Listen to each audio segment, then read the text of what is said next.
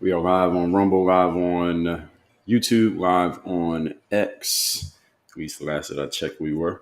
We are live on Facebook. Let me check X and see if I can see that it is working. I am live, yes. Let me see. Yes, I can see myself. So I am live on X. I am live on Facebook, live on Rumble, YouTube. We are checking in. LinkedIn, Instagram says that it's populating. TikTok looks like it's working. Nikki, good morning. Happy Thursday. We are, let me mute my LinkedIn is good. Facebook's good. Rumble X, YouTube, good. Instagram, working. TikTok, good morning, everybody. The topic here today is we are getting into part 2 of our ongoing. This is just a short mini series. So yesterday we talked about the positives of the red pill community, why people may be fans of it. Today we're going to talk about what are some of the cons, the negative arguments against. Yes. Are you coming in or are you going out? I'm going out. Okay, close the door, please. Okay. Thank you. So today we're going to talk about the negatives of the red pill community, what people think about the red pill that may be some negative points against the that red pill community, which is a community that is made by men, for men and by men, about helping men just level up their game. Some people may think that they're doing it in a negative way or in an unproductive way. That's what the discussion is going to be about here today. I already gave you an intro to this yesterday. If you missed it, watch my replay from yesterday. You can find that video on my YouTube channel. My YouTube link is in my profile if you're watching me on TikTok, or you can just go to YouTube and just go to YouTube /@ Dre all day, and you'll see my YouTube channel. I got more than one channel, but you'll find my content. Just look it up. You'll find it. So let me introduce myself real quick. So those of you, to remind those of you who forgot who I was since yesterday, and those of you who never heard of me before, my name is Dre Baldwin. Many know me as Dre all day, former 9-year pro athlete, author of 40 books on 4 TEDx talks, create this brand and company called Work on Your Game. We help professional entrepreneurs scale and systematize their businesses from 6 to 7 figures. You learn more about that by going to workonyourgameuniversity.com. So let's get into it. Part 2 here. Again, why is the red pill necessarily a bad thing? Now, I'm a person who often, when I'm talking about some social topic that people have divided opinions on, I like to argue both sides of the conversation because I believe any critical thinker should be able to argue both sides of any topic, any conversation, regardless of what it is and regardless of where they personally stand. Anyone should be able to argue both sides of any conversation. That's what I'm going to do here today. So yesterday, I told you what are some of the positives of the red pill community. I am not a member of the red pill community. I'm not a red pill content creator, but I know enough about it to where I can make that case. And now I'm going to make the case, or I'm going to take the points of what people say against the red pill community. I'm going to tell you what I think about it. I may agree, I may disagree. So let's get right to it. First one is that it could foster a cynical or hostile view of women in the minds of a man. Now, do I believe that this is possibly true? The answer is yes, this is possibly true. However,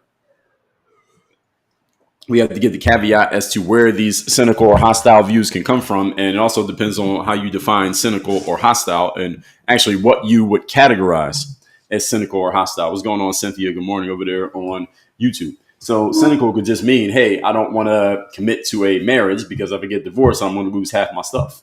Or I don't want to have a kid with this woman because if I end up not being with her anymore, then I'm not going to have custody of my kid. And I'm going to have to pay child support. And I don't want to have to pay child support. Or, hey, I'm not sure I can trust this woman because she's on Instagram showing off her body, which means she might be kind of a hoe. And I don't want to make a hoe into my wife. Are those things cynical? You could consider them cynical, depending on the way you want to define it. But could it be based in truth? The answer is also true. So I want to say it's also yes. Excuse me. So when we say this is possibly creating a cynical view of dating or a cynical view of women, well, where are those cynical views coming from? What's the source of these cynical views? And is there a logical reason why somebody could be thinking this way? The answer is yes. And again, hostile, you could use the same framing that I just gave you for why somebody may have a hostile view of women. So there is some red pill material and some red pill individuals who will portray women as being manipulative or opportunistic, and that can lead to men adopting these same negative and distrustful mindsets of women, or lead to men wanting to lead lives like certain red pill community men who I've heard say this in those, if you see those videos of there's a guy, I've seen one guy, but there's probably a bunch of them who walk around, they do the street interviews, and they'll just interview people on the street talking about relationships. And I saw one guy who was doing it right here in Miami, not far from me. And he was asking men about their relationship status and things like that. And there was a guy who I believe is a well-known red pill guy. He was just saying, hey, I'm in a relationship and I have a girl, but I'm not exclusive to that girl. She knows that I'm not exclusive to her, and I kind of do what I want, and she's with me. And his explanation of it is, well, listen, this is the way that I want to live. I have the resources. I have the status, and the woman who I'm with is okay with me being like this. I've heard many other men talk like this. He's not the only one. There are a lot of men who talk like that. And is that something that is being taught, at least in some areas of the red pill community? Yes, it is, because there are men walking around saying that this is what they want to do. I'm going to be the guy, and I'm going to build up my resources and my status to where I'm going to get with a woman who is okay with acknowledging the reality that she is not my only girl, and I get to mess around and do what I want to do when I want to do it, and she's okay with that. And listen, I say that if the woman is okay with this type of setup, if she knows that's happening and then you're doing it, then there's no harm, no foul, as far as I'm concerned. Now, is this a non-traditional way of living, especially in Western society? Absolutely. But if you go further back in the days of kings and queens running lands, then kings always had more than one woman. They had access to as many women as they wanted, and they did what they wanted to do, and the women knew exactly what the deal was, and that was okay. So it depends on the way you want to look at it, if you consider this to be traditional or not. Depends on how far back you want to go when it comes to traditional. And some people may see this as a cynical or hostile view of relationships or a hostile view of women. But again, ultimately, it comes down to consenting adults. If two adults are okay with this situation being a situation, then who am I, or who are you, or who is anyone to question that and say, or not even question it, but condemn it and say that something's wrong with it? My answer is nobody can do that. The fact of the matter is, there are some women out there who are manipulative. There are some women out there who are opportunistic. And we've seen enough situations of this happening, of a woman getting with a man and then going and claiming that she was misused, mistreated, abused, misled, etc. And she could be just straight up lying. Her case ends up getting dropped because there's not enough evidence, or the court doesn't even want to take it to court because they don't see enough to even bring charges against the person. And there is no penalty to the woman for bringing that charge against the man, but the reputational damage that man takes just because the charge was brought against him, he can never get that stain off. That can never get off of him. And we see this happen all the time. You saw it a few months ago with the Jay-Z situation. You remember this lawyer? He's this lawyer named Tony Busby. He came with this civil case of this woman who claims she was assaulted by Jay-Z back in the day, like 20-ish years ago. And the case didn't add up from the very beginning when people were looking at it, and internet sleuths start looking into what the case was claiming, and said it didn't even make logistical sense that even happened the way that the girl was claiming it, and how far away she was, and she went and got her dad to come get her, and the story just didn't make any sense whatsoever. But the fact that the case even got out, and this guy went and got a whole bunch of PR behind the case, brought a whole lot of negative attention towards Jay-Z. Now, Jay-Z came back with a very strong rebuttal of it, and the case ended up getting dropped, and Jay-Z was claiming that he's going to sue this guy for even going through with it. Who knows where that's going to go? And coincidentally, this same lawyer, Tony Busby, for those of you who are not familiar with this guy, this is the guy who brought the case against Jay-Z that Jay-Z pushed back very strongly against. This is the same guy who brought a bunch of those assault cases against NFL football player Deshaun Watson a few years ago. Remember that? When Deshaun Watson, I believe he was playing in Houston at the time, and he got all these girls from massage parlors claiming that he assaulted them. It was like 20 of them, all claimed that he assaulted them at massage parlors. The first thing I'm thinking with Deshaun Watson is, why do you keep getting different masseuses? I mean, if you find one that's doing what you want, why don't you just stick to the same masseuse? But he had gone to like 20 different masseuses, and all of them were claiming he had sexually assaulted them. All of them were saying this. And Tony Busby is the lawyer who was behind all of those. Now, again, whether it's true or not is not generally my point right here. Is the fact that it smeared this man's name to the point that his name is always going to have that stain on it because of the accusations. There wasn't a criminal case, it was a civil case. And this is all because of these accusations.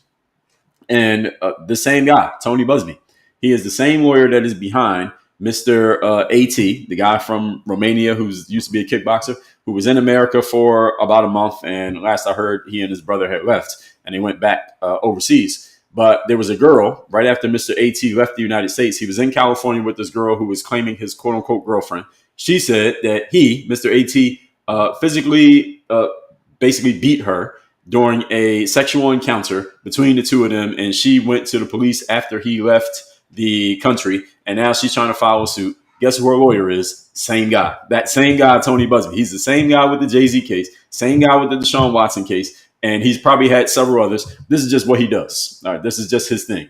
Going after celebrities with women who want to go after these celebrities. And why does he do this? Well, he does this because number one is that if you stain a well-known man's name well enough with a case, again, not an actual conviction, not even a criminal charge, but a civil case, often you will get that man to settle out of court.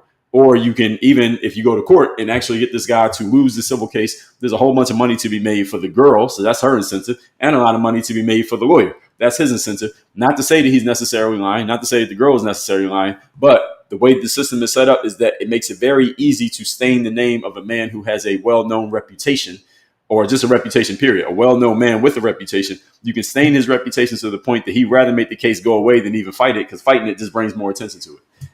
And this is all said to say this, that the system is designed to incentivize, not even incentivize, to favor the female. There is no benefit to the man. As soon as a woman comes out with a charge against you that has anything to do with any type of domestic abuse or domestic dispute, whether she's claiming a sexual nature, of a physical nature, or anything else to make you look bad, there is no recourse for the man if the woman is proven to be coming up with some nonsense. There's no recourse. A woman brings some nonsense charges. What's the recourse for the woman? The woman who claimed that Jay-Z assaulted her years ago, when that case ended up getting dropped and Tony Busby, the lawyer, pulled the case back. What is the recourse for the girl? Now, Jay-Z said he's going to go after the lawyer. That's all he did. You notice the Jay-Z statement that he came out with? And I did a whole live on this a couple months ago when it was a story. When Jay-Z came out with the statement attacking this case, you notice the only person he was attacking was the lawyer? Any of you notice that? You notice he didn't say anything about the girl? All right, it was the girl who was actually claiming that she had something done to her. Why did Jay-Z not attack the girl? He only attacked the lawyer. Interesting thing that I'm just considering. Why didn't he attack the girl? Because what he was claiming was that the lawyer basically juiced the girl up to go with this case, but the girl had to have somehow, some way come to him in the first place. I mean, it's not like he was going around looking for the girl, was he? I don't know, but it doesn't seem to add up to me.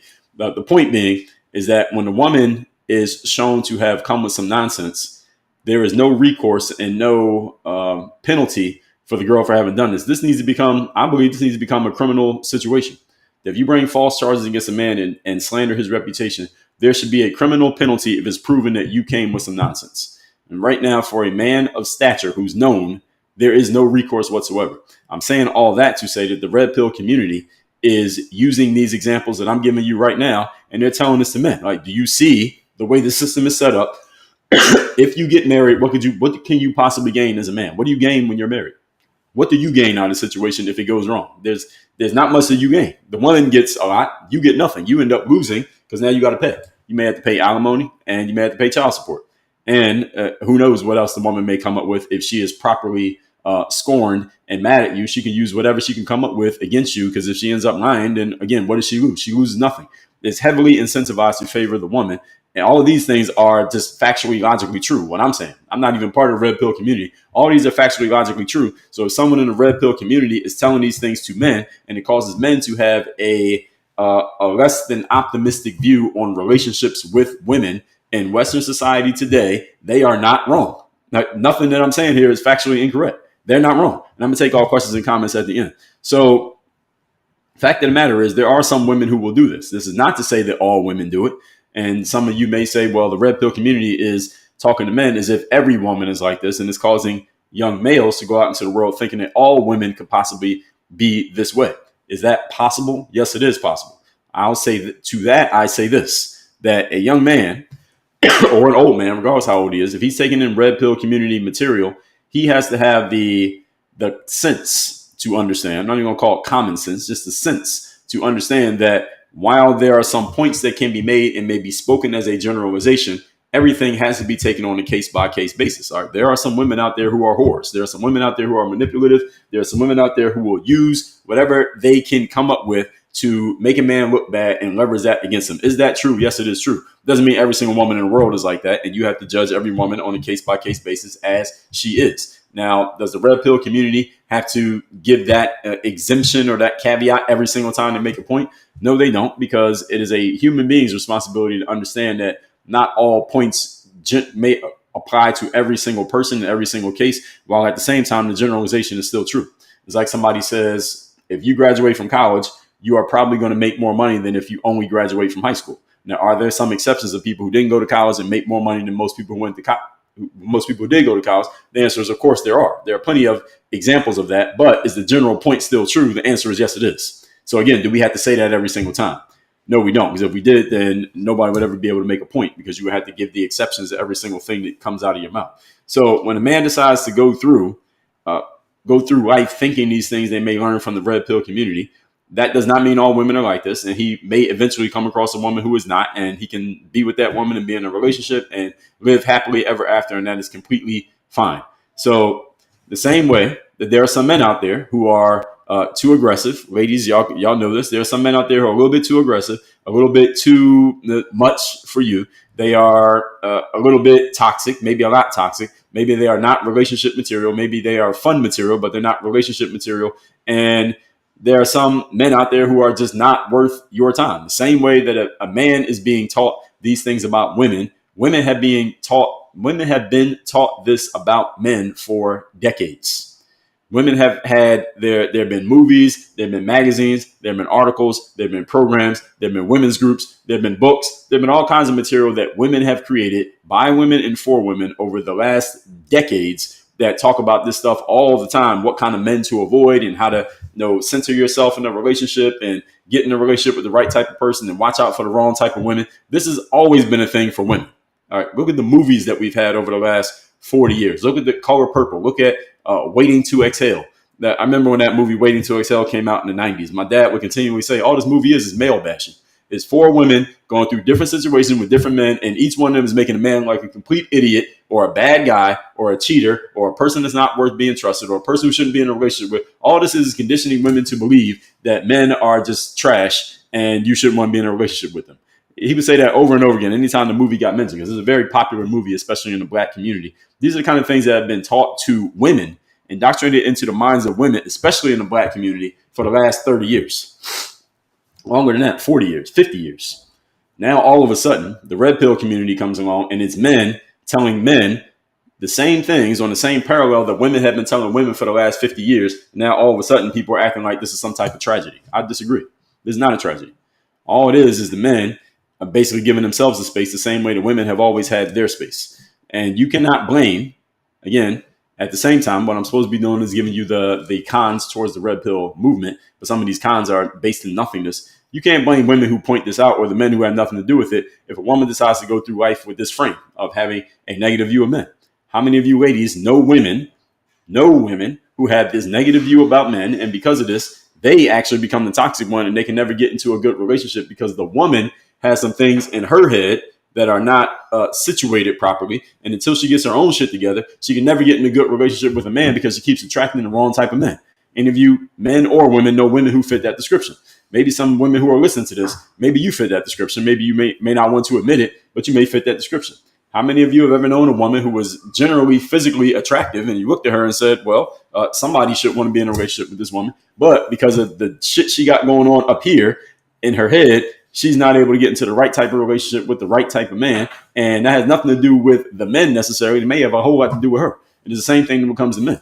There are some men out there who, again, on the surface look like a pretty good guy, but something is going on in his head that maybe you can't assess from the outside looking in that is causing him to not be able to get into a positive relationship with the right type of woman. So the same defense you give for a woman, you get the same defense for a man.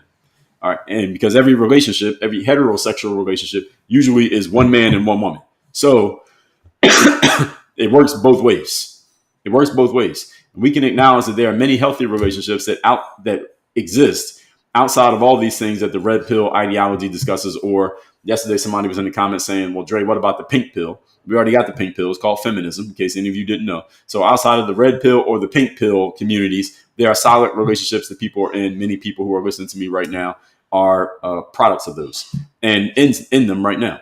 So some will say, next criticism of the red pill community. Some will say the red pill community oversimplifies human relationships and focuses heavily on biological determinism, such as putting men in a position as being the providers, women in positions as being the nurturers, and it ignores individual personalities, things like shifts in the culture and other possible factors that may cause these generalities to not be true. Well, as I just said a few minutes ago, if we had to lay out every possible exception to every general point that we made, we could never have a full conversation because you would have to lay out 30 exceptions to every single thing that you said. So is it true that the red pill community, just like the pink pill community, just like every other community in the world, oversimplifies certain points, quote unquote, oversimplifies? I don't think they're oversimplifying. I think we just say that it generalizes.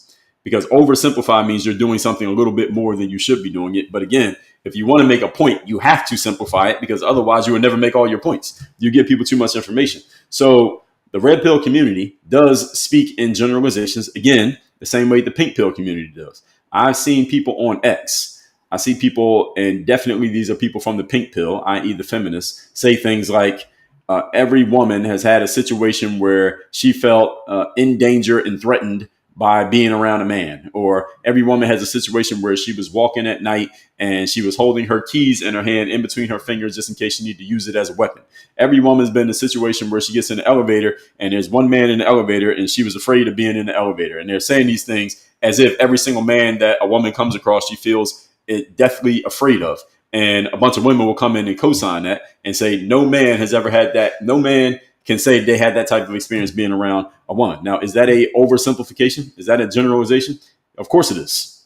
But do a whole bunch of people co-sign it and agree with the directional point of it?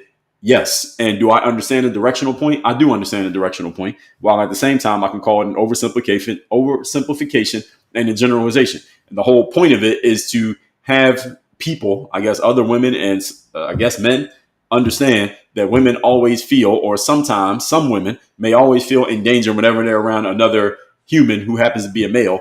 And again, what does that do? That further indoctrinates people who are in the feminism community, and it makes people who are outside of the community, hopefully, I guess the aim is to get them to quote unquote understand that a woman always feels in danger when she's around a man, whatever. Now, again, same way that a man can roll his eyes at that point, a woman may roll her eyes at some of the things being taught in the red pill community. My question is, what's the difference? Why is it okay for women to talk to each other like this, but it's not okay for men to talk to each other like this? All it is men doing the same thing that women have been doing, again, for 50 years. The red pill community is new. How long has red pill been out? 10 years? 5 years? I don't know how long it's been around. The thing is, women have been telling each other this stuff forever. And a lot of women may say, well, Dre, it's based in reality. These things actually happen. A woman could actually be endangered by a man. A woman could actually be assaulted and beaten and, who knows, kidnapped by a man. These things could actually happen. I agree. I'm not telling you that they can't happen. I'm saying it's still a oversimplification and it's a sweeping generalization of the relationship between men and women, the same way that men can go out and say, well, hey, some of these women are hoes. Some of these women will try to accuse you of assault. Some of these women will have a kid and use the kid against you as a pawn in order to get money out of you. And now you got to pay for that kid and you got to pay for the woman for the next 18 years. Again, does that happen in every single situation? No. Is it a sweeping generalization? Yes. And is it based in truth? The answer is yes, it is. So again, what's the problem? And people say these biological determinism. Let's talk about this. This is one we talked about a lot here, but we need to talk about it again. Man as the provider, woman as the nurturer is what they call biological determinism. And yeah, it's called that for a reason. I thought we were supposed to be following the science. Isn't that what we're supposed to do? Follow science? Biology is science. And biologically, the way we are designed is men are the providers and women are the nurturers. That's the way humans are designed. Doesn't mean someone cannot go against their nature and do something different. We talked about this a lot yesterday, that the man's role is to be the disciplined one, the provider, the protector, the one who is following the process and the system and very structured in control of his emotions. Whereas a woman could do those things, but that's not her natural role. And the woman's out of her natural role. She is not in her feminine and she's in her masculine. And if a man is not in his natural role, being the masculine, those things that I just described, he can get into his feminine. Could a relationship work that way? Yes, it can. Is that the natural way that things work? No, it's not. And is that the way most relationships are? The answer is no, that's not the way they are. In most relationships, the man is the masculine, the woman is in her feminine. When the relationship is working, when it's not working, usually it gets out of balance. The man is too much in his emotions, i.e. his feminine. The woman is a little bit too, let's say, stressed out or feeling like she has to step up and lead and control everything, i.e. in her masculine. And that's when you get out of balance in a relationship. So if you want to call this biological determinism, I'm fine with that. And that's not a negative thing. It's interesting how people are taking some of these terms that are generally benign and they're turning them into pejoratives as if it's some type of negative thing. Biological determinism, determinism. Man is the provider, woman as the nurturer. There's nothing wrong with that. Again, I thought we were supposed to be following science. If someone questioned science, they were the idiot. Now people want to question science because it happens to suit them. This is just human nature. Next. In my experience, I will say this, as I already have said many times. A woman's natural position is to nurture. A man's natural position is to lead, protect, and provide. Natural position. Does not mean everyone is always doing it. I will say to men, because I've already told you all that I am about, this is a performance and results-based business we're in called life, and that anytime an organization is not going the way it's supposed to go, the first thing that gets looked at is the leader. When the board of directors decides that there needs to be a shakeup in a company, the first thing they look at is not the maintenance man, not the middle manager, not the boy working in the mailroom. First thing they look at is the leadership. They look at the C-suite. They look at the executives. They look at the CEO. That's usually the person who goes when the company's not doing what the shareholders want the company to do. You hear people talking about this with Elon Musk, that Tesla's stock was going down, has since been going back up. But in a public company, if the stock is going down, it's not performing, the first thing the shareholders do is say, who's the boss? Let's see what we need to do. Maybe we need to get the boss out of it. So this is the natural role. And I was leading all that up to say this, that if a relationship's not going the way that it needs to go, it is the man's responsibility to somehow, some way fix it. That's the man's responsibility. Doesn't mean a woman can't say, hey, let's have a conversation, or hey, let's go to therapy or whatever, or a woman can come and apologize if she did something wrong. It's the man's responsibility to fix it because the man is the tone setter. The leader is the tone setter in the organization, whoever the leader is. If a man and a woman are in an organization, and two people together is an organization, as soon as you get two people, you have a team there. That's an entity. The man is naturally, he's the leader. And if things aren't going right in that situation, it's the man's responsibility to fix it. Doesn't mean everything that is happening is the man's fault, but it is the man's responsibility to fix it. I'm saying that from my frame as a man, that anytime, again, if I'm talking to a man and he says my relationship's not going well, but I want to save the relationship, what I need to do, I say, number one, you got to take ownership of the situation. Even if it was her fault, even if she was being a bitch, even if she's been not doing what you need her to do, even if she's not the same that she was when you met her, or whatever it is she's doing wrong, you could be 100% right that she's doing things wrong. You still need to take ownership of the situation because as the leader, things are going to go the way that you want them to go. That's just the way it is. And that applies to any situation. If I'm talking to a CEO of a company and they're complaining to me about their middle management, we're still going to bring the conversation back to the person in the mirror because the person in the mirror is the only one we can control. And as a matter of fact, it's the same thing I would say to a woman. If a woman's in a relationship with a man and she's having trouble in that relationship and the woman comes to me and tells me about it, I'm going to tell her to take ownership of the circumstance because I can't talk to the man. He's not the one who came to me. You did.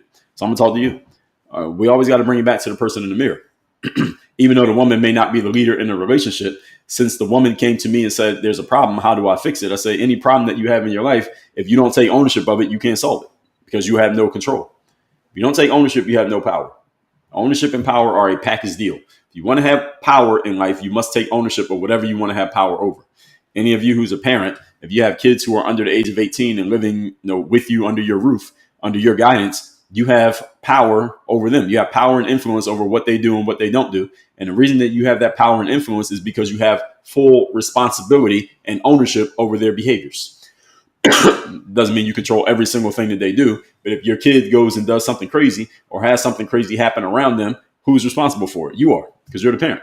You are the legal guardian, which means you're in charge of whatever happens. And if something goes wrong with them, you're the one that they call. If things are going good, it's because of you. You have that ownership. Therefore, you have power. You have influence. So this does not mean, all these things that I'm saying does not mean that a woman cannot be the protector and provider. Again, if you're a single mom, of course, you have no choice but to be the protector and provider because there's no man around. And it doesn't mean that a man cannot be a nurturer. But again, is it the natural state? We all know the answer. It is. It is not. So the red pill movement, ladies and gentlemen, is not wrong for emphasizing these differences because these differences are real and encouraging men to play their roles. As I talked about yesterday, and all the women who were in here confirmed it, that every woman will gladly step into and fall into a feminine role and stay there if she has a man around her to whom she is attracted who is in the masculine role. Every woman will play that role if a man will play his role. There's no woman out there who says, hey, there's a man here. He wants to be in the masculine role and I just refuse. I got to hold on to the masculine role. I got to be the leader. I got to be the leader, and we'll fight the man for leadership. There are, well, let's not say no woman.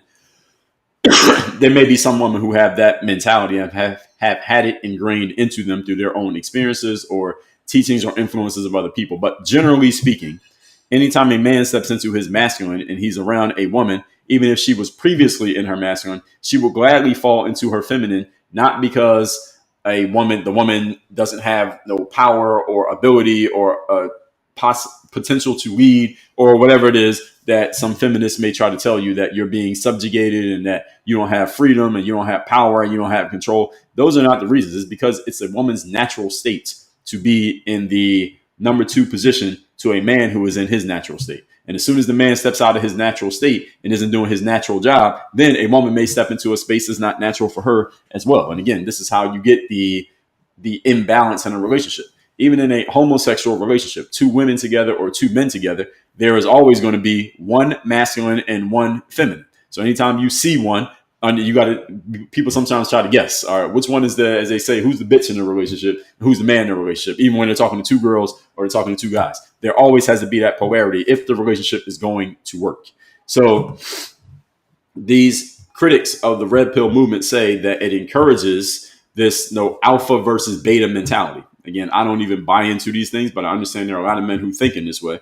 They want to hold this alpha man frame, and no man wants to be looked at as a beta male. Beta male is often used as a pejorative.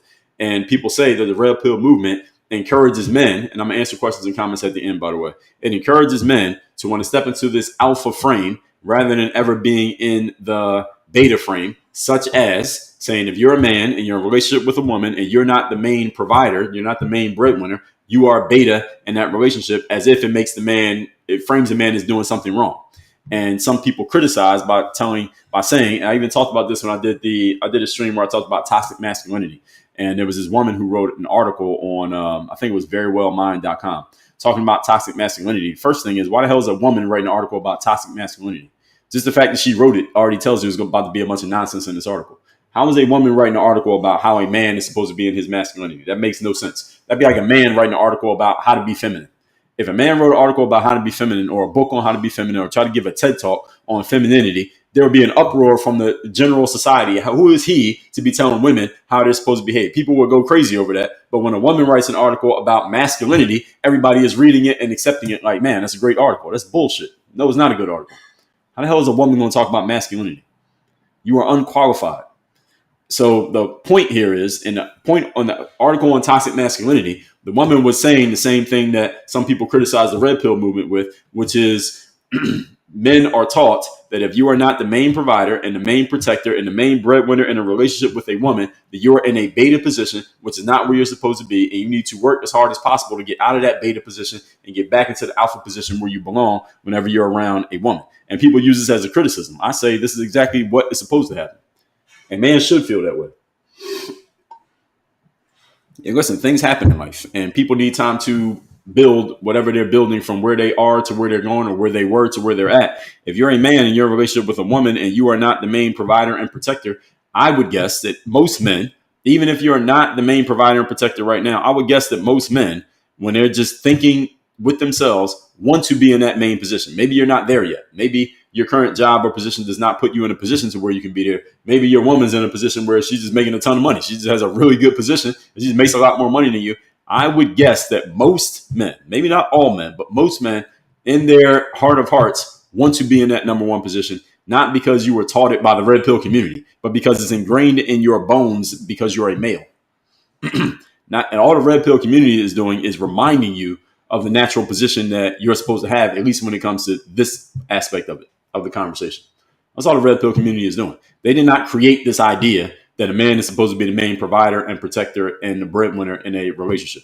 They did not create this. They didn't invent this idea. This has always existed. All they're doing is reminding men that this exists. And this is actually I'm sharing the cons about the red pill community, but this is actually one of the pros for them is that the red pill community, and I said this yesterday, I'll say it again in the future. The red pill community is the response. This is the trade-off of feminism. This is what it is. I told you all, I did a stream last week talking about the first three laws of economics. Number one, supply and demand. Number two, diminishing marginal returns. And number three, opportunity costs. And this is a reflective of law number three. Every single thing you do in life, there is a trade-off. As they say, every force has an equal and opposite force, right? Every action has an equal and opposite reaction. The reaction to feminism is the red pill community. That's what it is. Feminism came out and said, women can lead. Men don't need to be in charge. Let's get rid of the patriarchy and install the matriarchy. We don't need men to be in charge. Men need to step back and let women lead. And the only reason feminism got any steam whatsoever because a bunch of feminine energy men bought into it. If only people pushing feminism were women and all the men were against it, we would not have feminism because it would be destroyed as soon as it came out. As soon as somebody even tried it, it'd be pushed back and it'd be over. Only reason feminism gained any steam because a bunch of men bought into the nonsense. And feminine energy men buying into the nonsense let feminism gain some steam. And eventually, masculine energy men said, okay, this is getting such strong momentum, this feminism thing, the pink pill. We got to come up with something to push it back against the nonsense. And this is how we got the red pill. That's where it came from. It is an equal and opposite force response to feminism. And all the men in the red pill community are doing, again, you may not like their methods of doing it. You may not like the language they are using to get the point across. You may not even like what you consider to be their reasons for doing what they're doing or how they're doing it. We're going to get into that in a moment. What they are actually doing, again, whether you like how they do it or not, is pushing back against feminism. That's what they're doing. If feminism didn't exist, there would be no red pill community. We wouldn't need it. And there's nothing wrong with a man telling another man, you're supposed to be in a leadership position. You're not leading right now. You're not doing your job. That's called accountability. Another critique of the red pill community is that it encourages avoidance over solutions, specifically when it comes to relationships. Now, I generally don't really agree with that fully. I understand where they're coming from. What they're saying is telling men, hey, don't get married. Don't get into a committed relationship. Have as many women as you want. Just move around as you feel like it. Don't get married because there are no benefits to you. And no fault divorce and child support and alimony. What do you possibly gain from a marriage? Why don't you just be with the woman? Don't marry, don't commit. And now the woman from other women, she's looked at crazy because, hey, why didn't you marry this guy? You've been with him. Did y'all see this video? It was out probably last week with Ronaldo, the football player, the little soccer player, whatever y'all call it. Did y'all see that video? So Cristiano Ronaldo, that's his name, right? He's been with this woman for, who knows, let's say 10 years. I don't know how long he's been with the woman. But it was a video, and they were talking about it. They're openly talking about it, him and the girl. And I think they're both speaking Spanish. And she's being asked, the woman's being asked, and he's being asked in separate videos, why are you two not married? You've been together all this time. I think they have at least one kid. I don't know. But whatever, they're not married. And people are asking because Ronaldo is like one of the most famous people in the world. And I can't remember exactly what she said, but he's saying, whenever I feel it, that we should do it. And he's kind of just talking around it. He's not really answering the question. Whenever I feel it, we'll get married, and that may be never. And a lot of people were commenting on that. And as the general consensus that I was getting was that the men were saying, hey, he should just keep it exactly how it is. He's getting everything that he wants. He has the woman. He has the pretty girl on his arm. He's probably getting sex as he wants it. And he's got what he needs. What does he need to get married for? What does he gain by getting married? Only thing he gains is now I guess he gets to put some jewelry on. And if he wants to walk around with a ring on. And now it's legal. It's documented. And now if anything goes wrong in that relationship, she's taking half of your shit. What does he gain? I didn't hear anything in what I just said that he gains. What does a man gain in that situation? Someone in his position. I'm not saying any man. Someone in his position, what does he gain?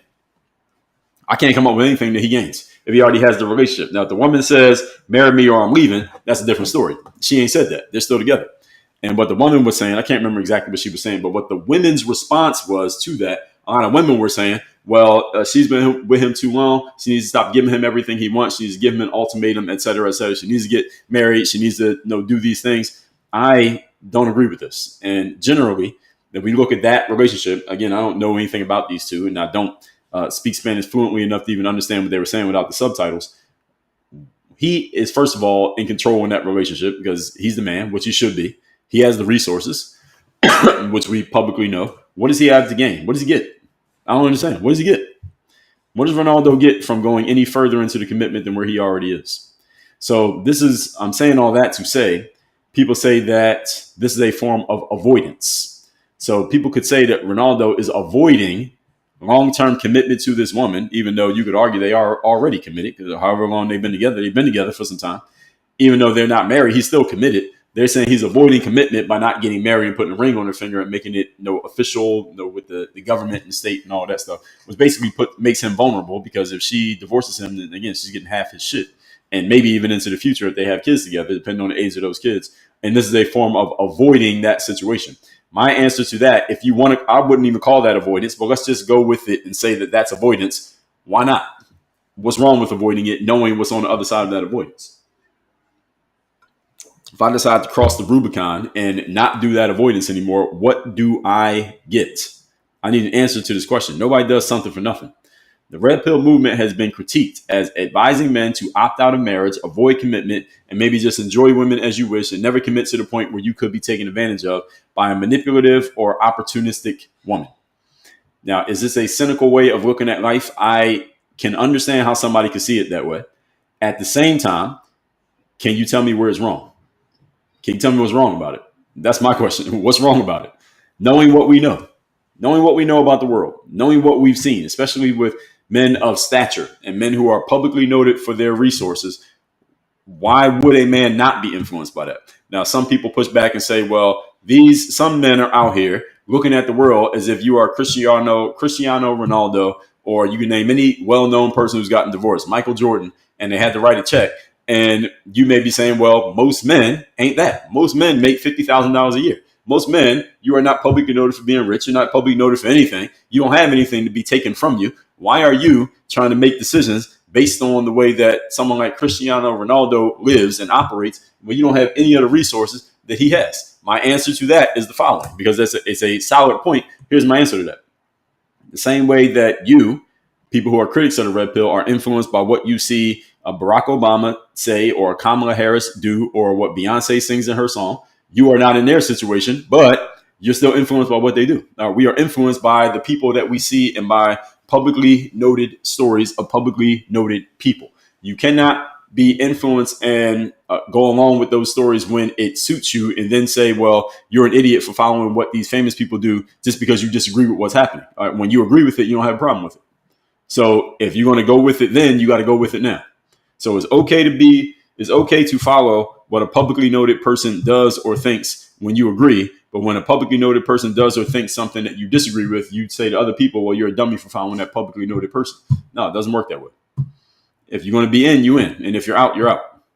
So this frame, I understand how some people could look at this, but that doesn't make it wrong. There are some women out there who will, if you put yourself in a position for that to happen to you, they will take advantage. I've seen stories, and there are stories around the world of people who are doing this. Some man, some billionaire gets married to some woman without a prenuptial agreement. They break up, and now she got half his stuff. There was on the flip side, Roseanne. You remember Roseanne, the TV show? I used to like that show back in the day. Roseanne got married to Tom Arnold, and before her, y'all know who Roseanne is, right? So before her marriage to Tom Arnold, it was like her manager or her lawyer or her accountant, one of these people who was there to advise her, was strongly advising her. Because at this point, Roseanne was pretty rich. This is at like the peak of her heyday. She get married to Tom Arnold, and whatever the person was, kept telling her, get a prenup, get a prenup, get a prenup. Roseanne was so deeply in love with Tom Arnold that she refused to get a prenup. She even fired her advisor for telling her to get a prenup. They were insisting she get a prenup. She didn't want to get it. She fired her advisor for telling her to get a prenup. And then after a few years, I think it was maybe 4 years, something like that, Tom Arnold, the man, divorced Roseanne. He got half of her shit because she didn't want to get a prenup. And there are many examples of people not getting prenups. I remember there was a story of, y'all know Steven Jackson, the basketball player. He has a podcast now called All the Smoke. He does with Matt Barnes. And this is funny because he actually told this story. I remember hearing about it back when it happened, but then I heard him tell the story in a video he put on like Instagram years ago, and it was on YouTube, where he was about to get married to this woman, and he went to the woman before the marriage, and because his advisor said to him, get a prenup. So shortly before the wedding, not the marriage, but the wedding, he goes to the woman he's about to marry, his fiance, and says, yo, sign a prenup. She wouldn't sign a prenup. She kept putting off signing a prenup. So the day of the wedding, this is the way the story went. The day of the wedding. All right, they're all at the chapel and all the friends and family. Everybody's there to watch Stephen Jackson get married to this woman. He shows up to the altar with the prenup and she wouldn't sign the prenup. The girl wouldn't sign the prenup. So he calls off the wedding right there on the spot. And this is literally with everybody showed up to the wedding, like the groomsmen, all this stuff, the bridesmaids, the friends and family to get everybody shows up to the wedding. He doesn't get married because she won't sign the prenup. And he ends up, I don't think he ever ended up getting married. But I guess he got to keep most of his money because of that. I mean, he has kids and stuff. I don't know who his kids are by, but he got to keep most of his money because he didn't get married because she didn't sign the prenup. The point is, for a man, is not to say that all women do this, as I've said many times already. We can't say that it never happens. And if a man goes through life with that frame, he would, of course, have to understand the nuance, and not every woman is the same. And you cannot force nuance into another person's head. Again, that will fall under the umbrella of social and emotional intelligence. You can only develop that by actually dealing with human beings. You can't make somebody think that way. Next point is that some people say that the red pill movement is only an echo chamber that confirms and validates things that many men already cynically believe about society and believe about women. In other words, it is reinforcing negative beliefs that men already have rather than challenging them to think and behave differently. They are saying that many men in the red pill movement are too obsessive over talking about female nature, how the woman is almost an enemy rather than an ally in life for a man. Now, what would I say to that? I would say, depending on the angle from which you look at it, I can understand how someone has that idea. Now, you look at the red pill movement and come to that conclusion that this is what they do, and this is the way that they are thinking and talking about things. That talks about the negative nature of women rather than seeing a woman as an ally or someone who could benefit you in life. My pushback to that is the following, that it depends on what type of woman is being discussed. Because in the red pill movement, and I've heard enough of them talk to know what type of women they are referring to and what type of women they are not referring to. They're not talking about every woman. They're saying if you're going to get with a woman, you need a woman who fits these criteria over here. This is the good side, and not a woman who fits these criteria over here, which is the negative side. And again, if you want to see an example of this, go watch some Kevin Samuels videos and listen to him talking to women. Listen to him talking to his audience before he lets a woman get on the call. He was laying these things out for years, at least when I heard of him. I heard of him probably about 2020-ish, something like that. He passed away in 2022. But there are other men talking about this stuff besides just him. He's just the one that I heard. And he got famous when he put out a video where he was telling this woman, you are average at best. And it was after she had rated herself as average. Nobody talked about that part. They only took out the clip where he called her average, but left out the part where he asked her to rate herself, and she literally rated herself as average. But anyway, they just used that clip to have fuel for the fire against him. And these negative beliefs that men may already have, where'd they get them from? Where'd they get them from? They didn't just make them up out of nowhere. It's not that these things are not actually happening. And this is the issue. With men, we tend to be more logical. We tend to look at things more objectively as a general rule, whereas women tend to be more emotional and more subjective. So when a man says, hey, these are the kind of things that happen in society, so I'm going to stay out of this situation so that kind of thing can't happen to me, that is logically and directionally accurate. So for a woman to come along and say, just because it's talked about is about women, this view that this man has means that he's doing something wrong, that's you're emotionally blackmailing the man. Oh, you people in the red pill, you're too focused on women and the negative nature of women and all the negative things that women can do instead of looking at me as an ally. Well, that's something that a woman could say, and it could be true, but it also could be manipulation. This is why a man needs to develop his skills of being able to read the room, so to speak. And reading the room, sometimes the room is just one person. You got to be able to read the room. You got to notice what people are not saying, and you got to be able to judge another person's character, not just judge their surface appearance. Because if we just go off surface appearances, a lot of life will be a lot different in a lot of different ways. So when people say that the red pill is not challenging men to think and behave differently, I disagree. It is challenging them to think, behave differently. It's just not challenging them to think the way that you want them to think and behave the way that you want them to behave. It is challenging them to think and behave different, just in a different way than what you would want the different to be. You want, let's say all men are right here. People who are critics of the red pill say, well, men should think and behave this way. People who are supporters of the red pill say, no, we want men to think and behave this way. So they are challenging them to think and behave different. It is going in opposite directions. So now the gap between where women are these days and where men are these days has only become wider because feminism is pushing women this way and the red pill is pushing men that way. So now we have a bigger gap. So now the emotional manipulators are saying, well, the red pill is responsible for that. So instead of us coming this way, you all know y'all need to come over this way. Bullshit. If it's going to be an equal deal, then both sides need to come into the middle. And it can't be feminists. We're going to stay all the way over here and saying the matriarchy and destroy the patriarchy and women can be in charge and men need to bow at women's feet while the men all got to come over to that side. No, that's not going to happen. And the red pill movement is not going to let it happen. So that's one positive about the red pill movement. They're not going to allow that. And ultimately, not for nothing, if push comes to shove and it becomes a battle between men and women, women will not win. Unfortunately, women are not going to win. If it becomes an ultimate battle royale between men and women, men will win. And we all know this is true. So at some point, if this becomes a cold battle here, eventually women will have to capitulate. Feminists will have to capitulate. And there are some women who already generally understand the point that I'm making, but there are a lot of women who are resisting this. There's only but so long you can hold out before it's over. There's nothing left. And what some women will say, and feminists definitely say this, well, women are in charge of reproduction. If women are no longer reproducing, then the whole society will die out. Well, that's true. Well, that includes the woman herself.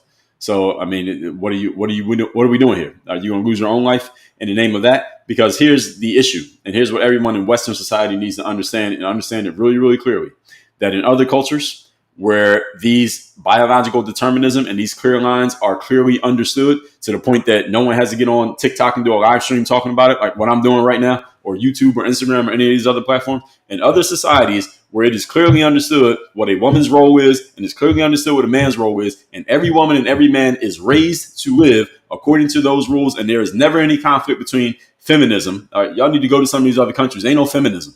Go to these other countries, ain't no red pill. There's no need. There's no need for any of it. In those countries, they are getting together, building relationships, having families, and they are reproducing at a really, really high rate. And their reproduction rate is higher than ours. And eventually, if we keep on with this battle between feminism over here and the red pill over here, and the people who agree with these things on either side of the spectrum, eventually we're just going to get overcome with more people. There are going to be more people coming from these other societies. And guess what kind of mindsets they have? Their mindset is the man is this position, the woman is in this position. That's biological determinism, and this is the way it is going to go. And oh yeah, remember our last administration here in the United States of America. Let's just let anybody in and bring whatever ideologies and whatever way of thinking they want. They're going to be coming into this country, bringing their way of thinking here. We're not forcing them to assimilate to our ways. And sometimes that's a good thing. And now they're going to overcome they're going to overpower the United States with people with just that kind of mindset. So those of you who are in this pink pill, the feminism side, you got another thing coming. All right, you can't afford to hold out. Just to keep it real, you can't afford it. Your time's going to run out, and we're going to get overrun with people coming from other places, migrating here with a completely different mindset. They're not being forced to change their ways or their mentalities when they come here. They're allowed to just come in because we're a melting pot, and we just want to be open to everybody, right? Isn't that what the previous administration said? Let's just open it up and let everybody in. Okay, let's see what happens in 2028 if a Democrat gets back into the White House and they just keep letting people in.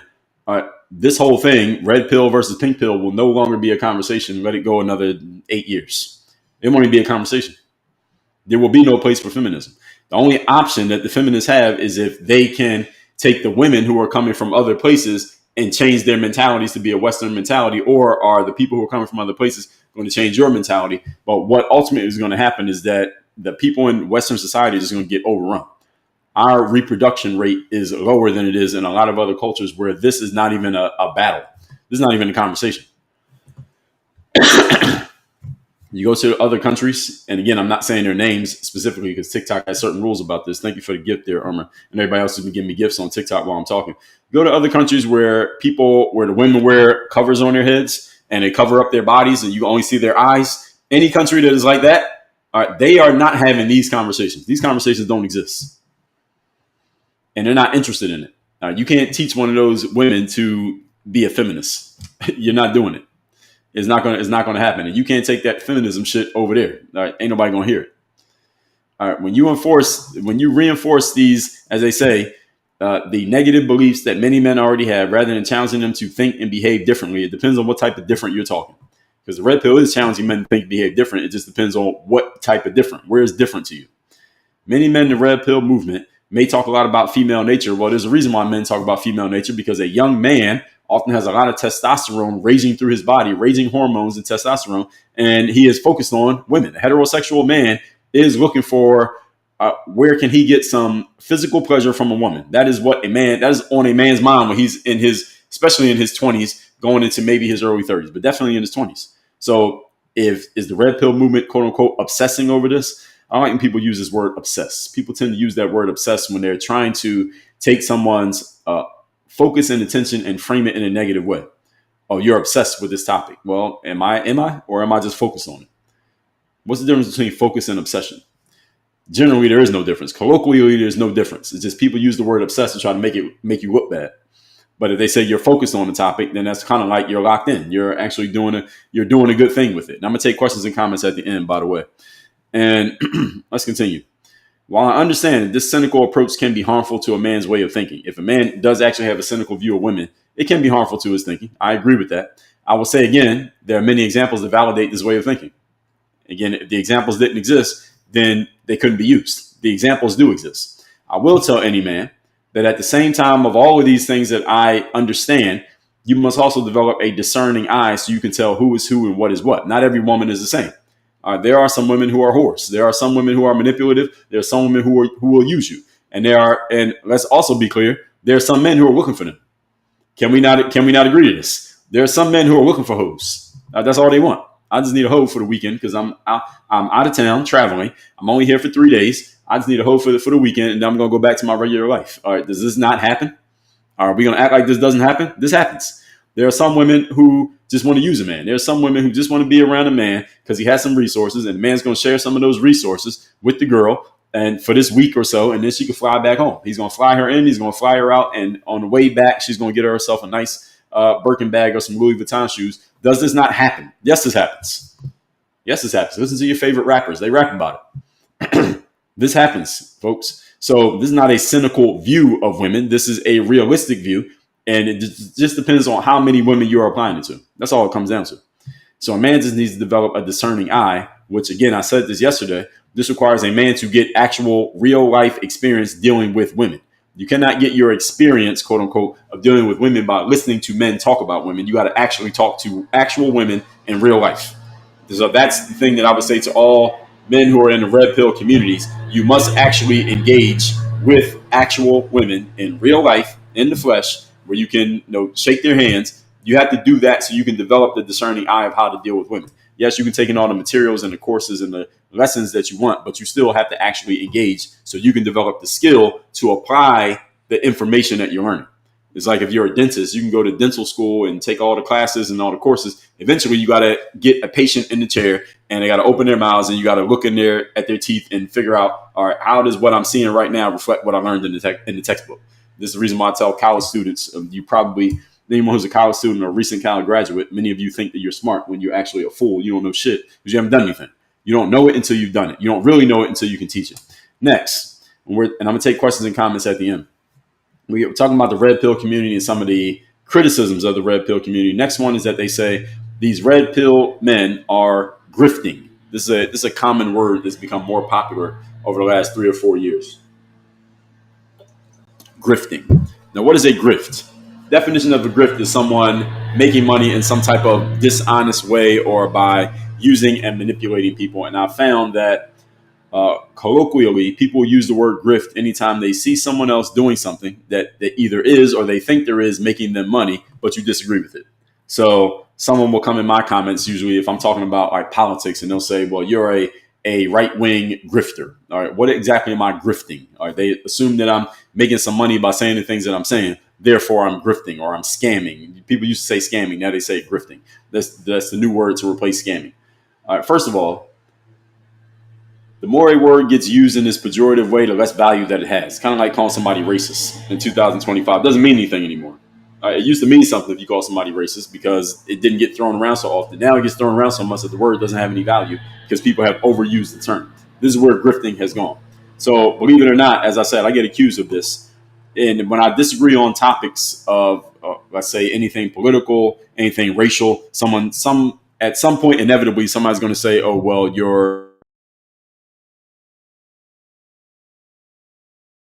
those of you who are on YouTube, if you left a comment, my Rumble Studio just refreshed, so I lost all the comments. Y'all had to post those again because I just lost all the comments when it refreshed. So this concept, again, is doing something that's dishonest or disingenuous in order to make money for yourself. Again, how do you know someone is doing something disingenuously or they're doing it dishonestly? Just say you disagree with them. If someone happens to be making money doing something that you disagree with, you don't have to call them a grifter as if they're doing something wrong or they're doing something dishonest. Maybe you just disagree. Just say I disagree. That's what a rational, logical person can do.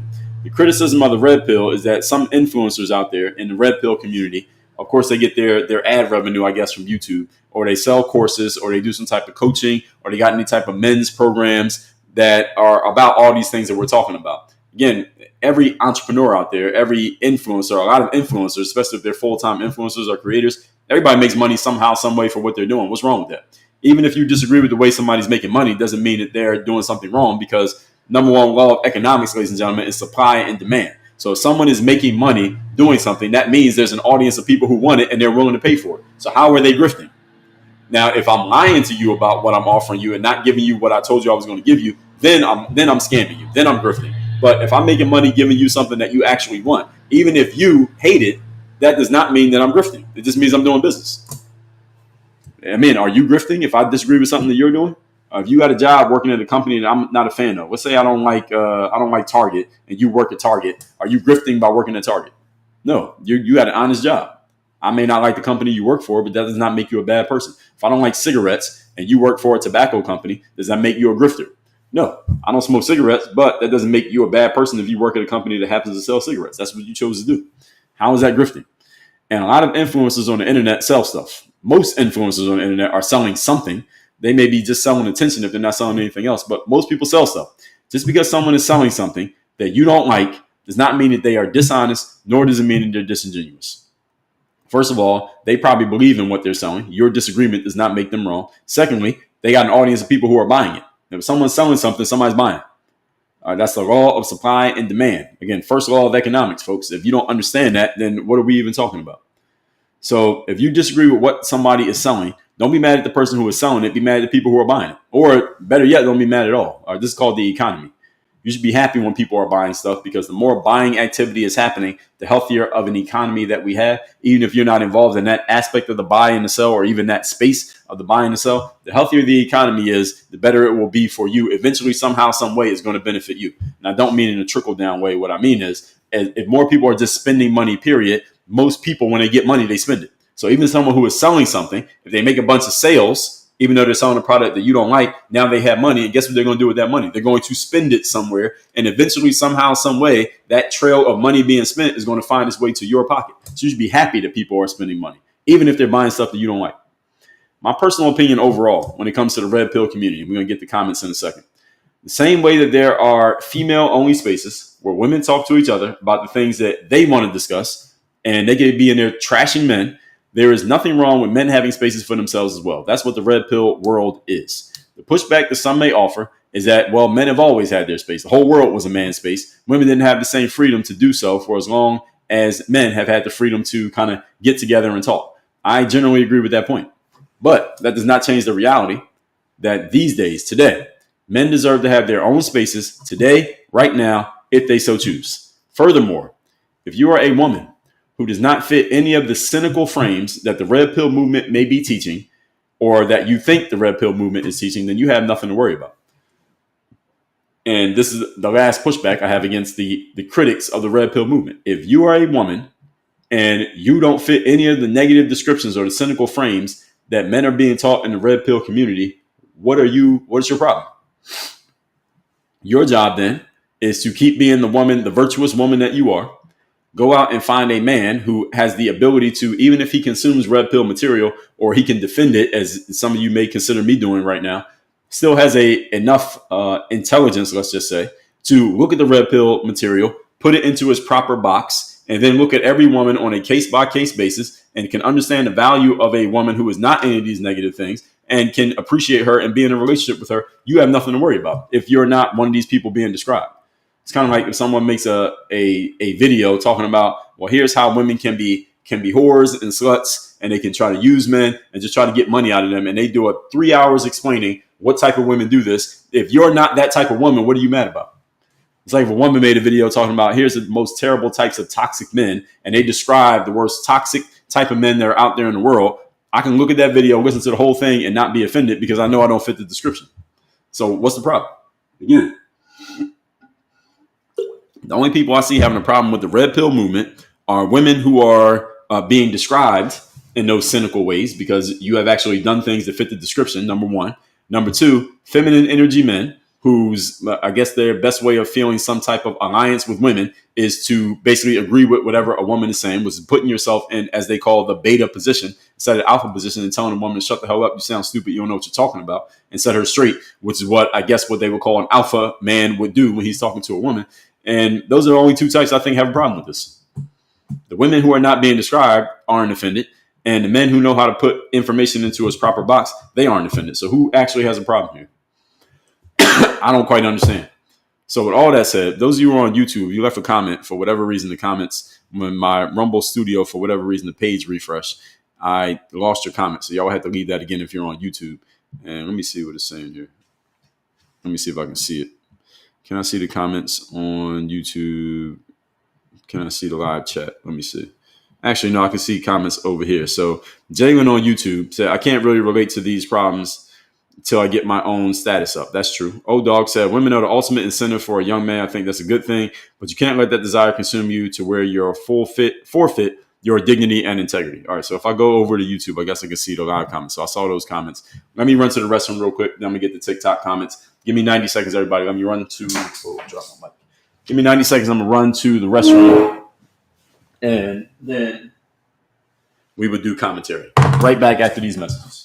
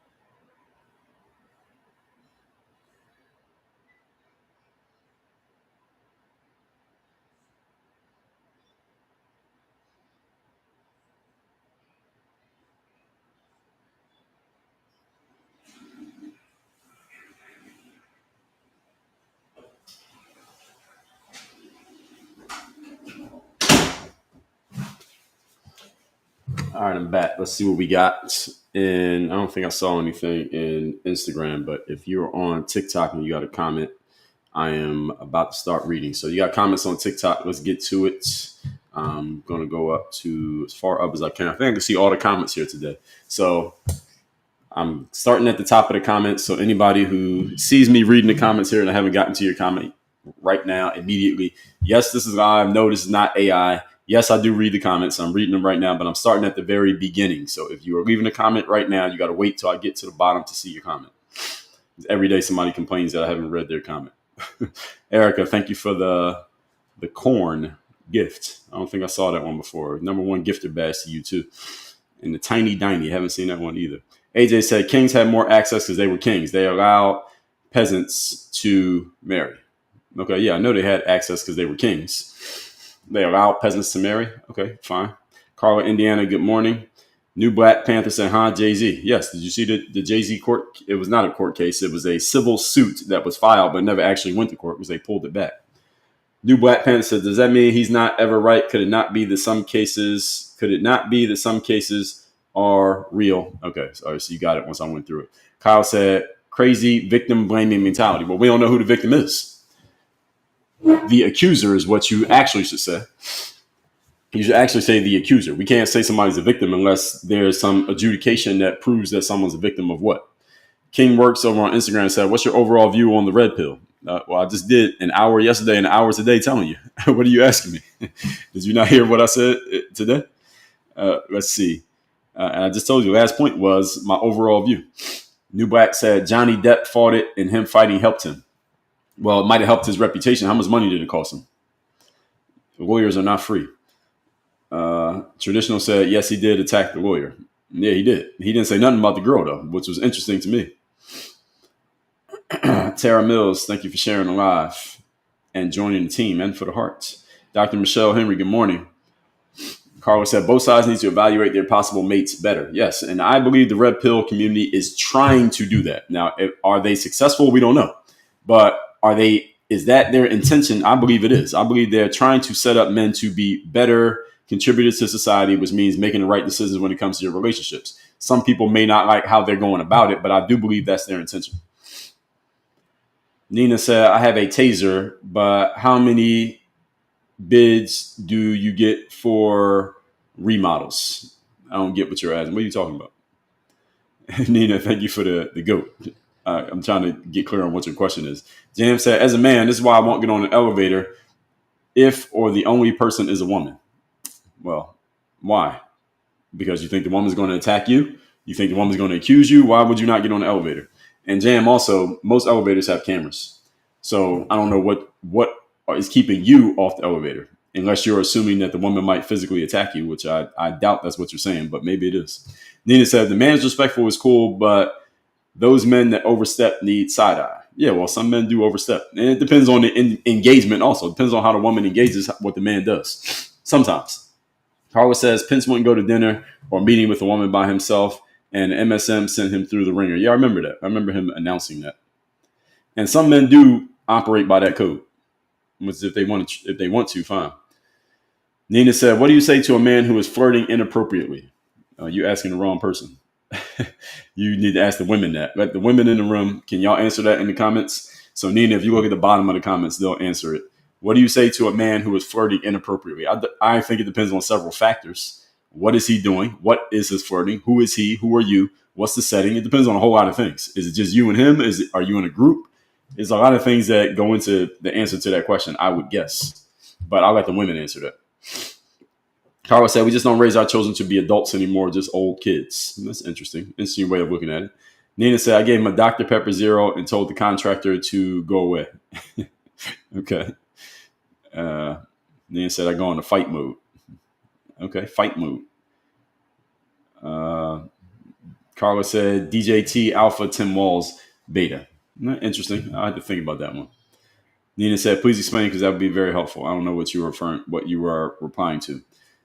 Nina said, I'm in an alpha position, but the contractors don't agree with my husband's decision through me. They don't agree? So are you a contractor? What are you talking here? Vincent Company. Are you saying that's who I am? Is that what I look like? I think I look better than him. I don't even know what he looks like. Stubbalicious, good morning to you. And she said, are your lives kept on your page? They technically are on TikTok too, but they disappear after like 30 days. But they're on YouTube forever. So you go to my YouTube link. The link is in my profile. They're on there forever. The humble peasant said, what is actually your problem? LMAO. Robert said, these guys are just trying to get a girl while the red pill guys are still getting all of the girls. Maybe. Humble peasant said, who cares? Just let people live their lives. Well, a lot of people care. I mean, including you. That's why you're in here leaving a comment. Says, Stubbalicious, I'm not quite sure what you're saying. Are you typing in English? Jennifer shared the live. Thank you. Erica said, tap the lives, get to 30K. Well, we are already at 50. Let's see if we can get to 100 here by the time I get through these comments. Let's see if we can get to 60 now. Thank you for the likes, those of you who helped us get to, we're at 50. Can we get to 60? Sis said, Colorado is a common law state, meaning what? Kate said, a pretty face can hide a vile heart. Yes, that is very true. On the men and the women's side. Carla said, what they call feminism is not, they mean women should be men instead of appreciating women. Okay, I understand that. Sugar, good to see you here. Cap Rice said, just your women. I don't know what you're responding to. Traditional said, yes, we are the only country that lives like this. Yes, we are. Well, other Western countries are following our lead, but outside of the West, it is not like this. Jennifer said it won't happen. Well, it depends. Depends on who's in charge. What do you think would be happening right now in America if Kamala had beaten Trump in 2024? As far as people coming into our country from other countries, it's quiet now because the current administration is stopping it. But Trump only gets 4 years. Terrence says, "Are you okay with The Handmaid's Tale?" I'm not familiar with The Handmaid's Tale, so I can't say if I'm okay with it. But your framing there is setting me up for a straw man. So even if I was familiar with it, Terrence, your question is, I don't like the way that question is framed. It's very straw man-ish. I'm not saying it's a straw man, but it's very straw man-ish, the way you set that up. Red Vixen said, young men need discipline. Yes, they do. So just because you have impulses doesn't mean you go wild. That is also true. And the red pill is trying to teach discipline. Carla says, okay, so I'm almost at the bottom of the comments. Sorry. If you got a comment, go ahead and post it. I think I can catch everybody's comment today. Carla, #1 gifter badge and the GOAT. Thank you. Carla said, your disagreement does not make them wrong. Quote of the year. Yes, that should be the quote of every year. If everyone understood that and lived by it, there'd be a lot less negative back and forth between people, especially on the internet. Melissa said, people just want something to be offended about. Yes, directionally, I get your point. What it is that being offended tends to get people activated. This is something that politicians use all the time. It's in their bones to use it. Is that if you want people to go out and vote for you, you have to get them angry about something. People usually don't vote for positive. They vote against negatives. This is the reason why every politician who's campaigned against Donald Trump for the last, 3 elections, Hillary, Biden, Kamala, they all leverage, I'm not Donald Trump, so vote for me. And that negative energy activates people to go and do something more than positive energy activates people to do stuff. As the saying goes, people will work harder to avoid losing $5 than they will work to gain $10. Because human beings, it's just ingrained in us that we don't want to lose something. So that negative energy just activates people. So Melissa, when you say that people want something to be offended about, well, people love having something to be offended about because that energy activates. Even as a person who may be positive about things, negative energy tends to activate us more than positive energy. At least I can even say that myself. I get more activated by a negative energy than I do a positive energy. Right now I'm seeing 51.5, Carla, as far as likes, but you posted this a few minutes ago, so maybe we're looking at the same numbers. Crystal said, women forced into masculine role due to divorce did it successfully, but it never felt natural. Well, Crystal, can't you remarry? Or can't you just get another man? I mean, you don't have to stay in the masculine role, even though it's just one of you. There could be 2 of you again, just a different guy. Let's see. Adrian Farmer said, I like common sense. Good. I'm glad that's why you're here. High Class said, yay, I made it back. Yes, you did make it back. Courtney said, came in super late. Good morning. Good morning to you, Courtney. High Class said, I went to that trial for fun because it's by my house. It was interesting to watch. Oh, you went to a trial? Who won? Courtney said, act like you have. High Class said, depends, but if I'm uncomfortable, it'll be known politely at first. No, yes, that's what I would guess. Carla, all right, appreciate you. High Class said, love your well-founded, well-worded views. Thank you. Dr. J said, good morning. I am late to the show. All right, a few of you mentioned that you came in late today. What is it about today that everybody came in later than usual? All right, I got to the bottom of the comments. So if I got anything, I will respond to comments. I'll wait a couple minutes. Let me see if any of you got anything, and I'll take a few more comments. Tomorrow's tentative topic, I think we're going to go back to the hot topic. The hot topic in the world from now until 2028 is always going to be the same thing. Y'all know what that is? Any of you know what the hot topic that always works? If all else fails, just go to this topic if you want to get a lot of attention. Any of you know the answer to the question? High Class said Johnny Depp. Oh, you're talking about the Johnny Depp trial. Oh, okay. I didn't know what you were talking about. Does anybody know the answer? What is the one topic that if all else fails, just bring this up and you'll get a lot of attention? So all of you know the answer. The answer is Donald Trump. So tomorrow we're going to talk about Donald Trump and MAGA support. Are you supporting things that go against your self-interest? This is often what people say if they presume that you are, especially black people. If you're a black person or a female and you support Trump or you are MAGA, then people will say to you, you are going against your own self-interest by supporting Donald Trump because Donald Trump only cares about white males. So if you are not a white male, i.e. you are a person of color or you're a female, supporting Trump is going against your self-interest. Oh, dog, you got the answer too. So everybody knows the answer. Tomorrow we're going to address this concept that anybody who supports Trump, if you're not a white male, you are going against your own self-interest. That's the topic that we're going to talk about next. And I do these live streams while I'm waiting for anybody else who has a comment. I do these live streams Monday through Friday, 8 a.m. Eastern. Today is Thursday.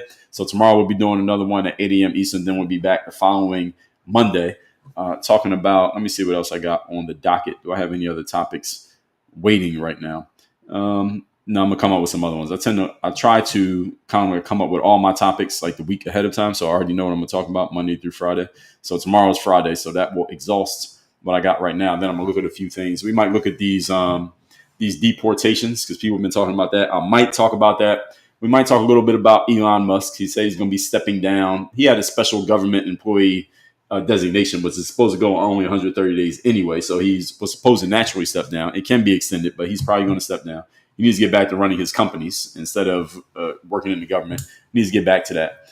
There was another thing that I was thinking about. Can't remember what it was. Oh, yeah. Cory Booker's 25-hour speech. Did that actually do anything? I might talk about that because it is politics. Politics tends to draw more attention. So I might talk about the Cory Booker speech. Maybe, maybe not. We'll see.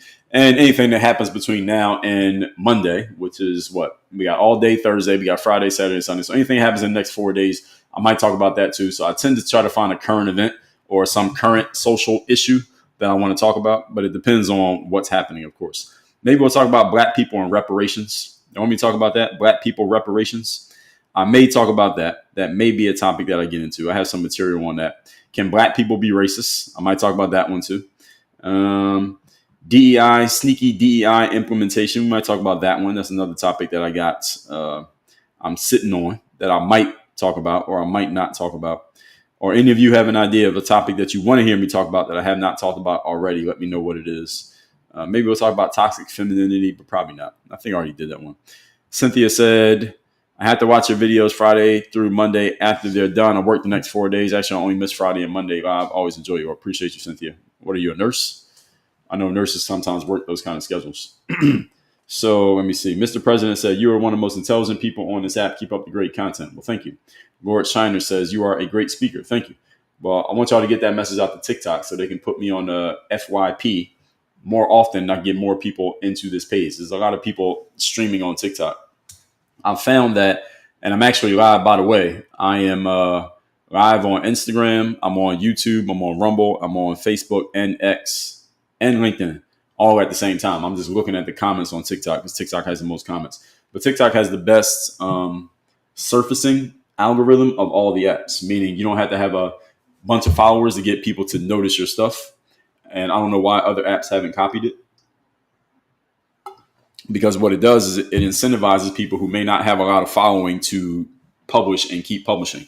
Now, I'm a person who's always published. I've been publishing content for 20 years. And even if my stuff isn't getting a ton of traction, I'll still publish on a consistent basis because it doesn't take me a lot to publish things. But a lot of people won't if they're not getting traction. So TikTok is getting more people to come to its app than any other app simply because it allows you to get a lot of traction in a very short period of time. And you don't have to be established in order to get it. So again, what I'm wondering is why other apps are not copying what TikTok is doing. Now, I know they don't know their algorithm, but they can easily rejigger their algorithm to where even if you don't have a lot of subscribers, followers, etc., you can still get a lot of engagement just because. Cynthia said, registration in the ER, I'm the one you dread seeing. LOL. Yeah, I figured you worked in a hospital with what you were describing as your schedule, so it makes sense. So someone said, one summer is serious. All right, so now I just said it. Whoever that is that asked that question, now I gave it to you. Jazz said reparations. I might talk about that. Patsy Barrow said, enjoy your discussions, food for thought. Well, thank you. Judge said, what about speaking and teaching about the Constitution and the amendments? Well, what about it? What specific angle are you asking about? Because the Constitution and the amendments already exist. So if I go talk about it, what am I bringing to the conversation about that subject that isn't already written down? So it usually is going to be, what I tell you all, usually on these lives, I talk about current events. Every now and then I'll talk about an evergreen subject. Like last week I did the first 3 laws of economics. That's an evergreen subject. I can talk about that anytime. This one, I'm talking about the red pill simply because the red pill is a popular topic. Everybody a lot of people have opinions on it. And some of the red pill men are popular, or people who are considered red pill, like AT, the kickboxer from Romania. He's looked at as a red pill guy, and he definitely has some red pill views. I will say that. And it's a popular topic. That's why I'm talking about it. But most of the time, it's something that is happening now, social issue that is a current conversation, or just a current event such as Donald Trump. If all else fails, you just talk about Donald Trump. And there's plenty of angles on him, because every day, no matter what he does, every time he breathes, somebody who doesn't like him has something to say about it. So I can always use him.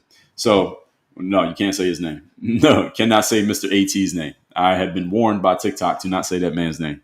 I put out a video once where I said I was thinking about this subject because I heard that person's name say XYZ, and then I started saying what I wanted to say. And TikTok took the video down and said, your video has been taken off of TikTok for hate speech. That's literally what they said, because I said his name. That's all I did was say his name. I wasn't even talking about him. I just said, he said this. It made me think of that. And now I'm going to say what I got to say. And they took the video down.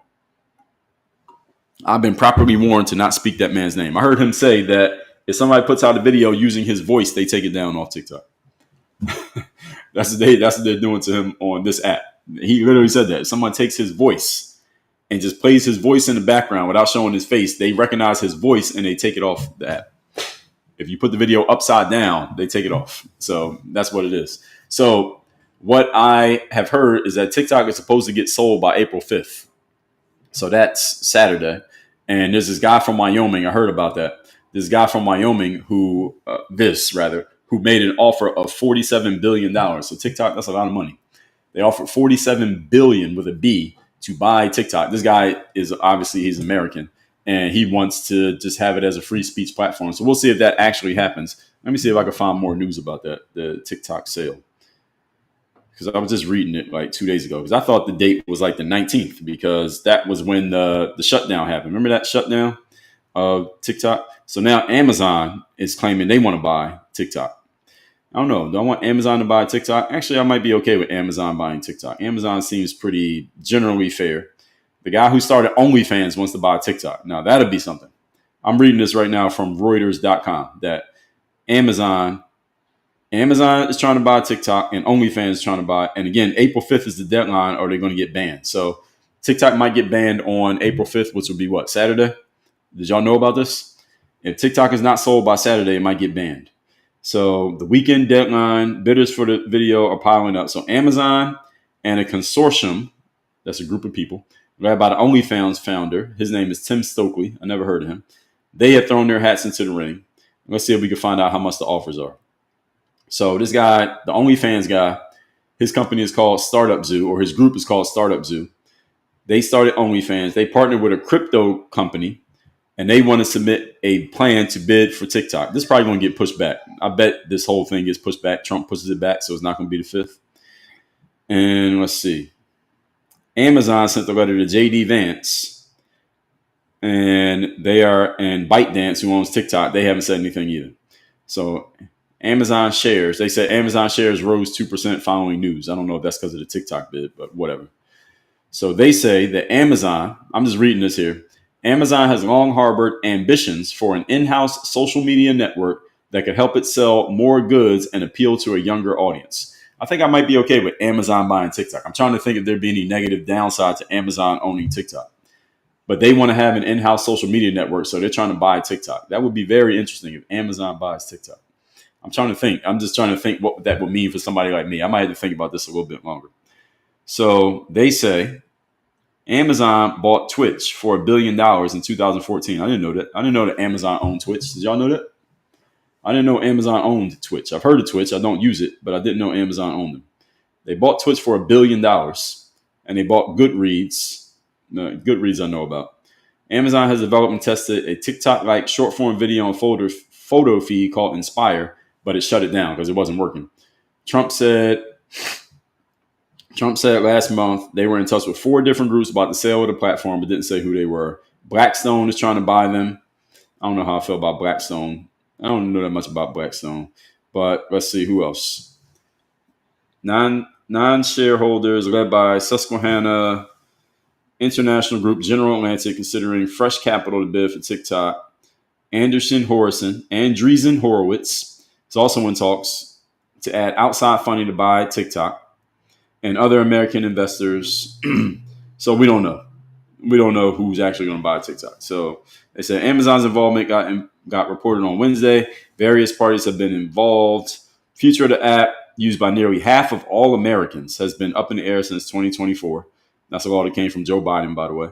Weinstein officials said TikTok's ownership makes it beholden to the C country's government and the B city, the big city in the C country, whose names I won't say, could influence operations against the United States. So this is their pretext for shutting down TikTok or shutting down TikTok's influence. All right. Twitch is it's like an app where you can stream. A lot of people do video games and stuff off Twitch. I don't really mess with Twitch like that. But let me see a couple more questions that I will, then we will drop this off. And no, you cannot say that guy's name.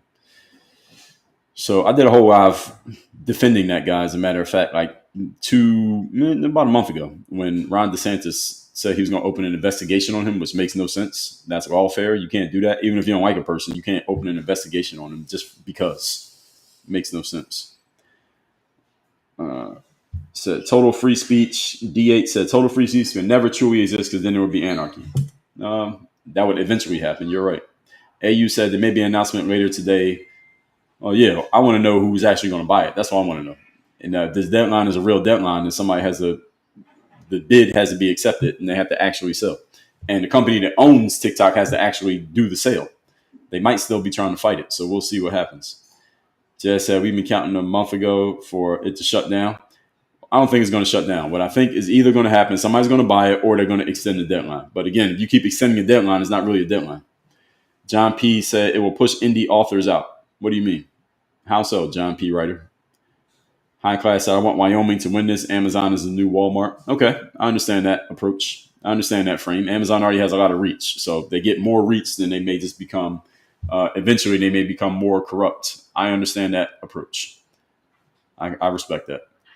Dr. J said, I didn't know that. I didn't know it either. So I just saw it because I looked it up. High Class said, Amazon needs to worry about delivering groceries on time. They're usually on time with me. It depends on where you live. Where I live, Amazon's usually they're pretty good at delivering on time and very efficiently and conveniently. John P. said they've already put the squeeze by only allowing trade published authors to access to direct selling. Give me a little bit more context, John P. Writer. I know they're putting the squeeze. Amazon is definitely they put the squeeze on everybody. All right, as does Walmart. They do put the squeeze once they get control. This is the way the capitalistic system works. I get what you're saying. I'm assuming you're an indie author, or maybe you support indie authors. I get it.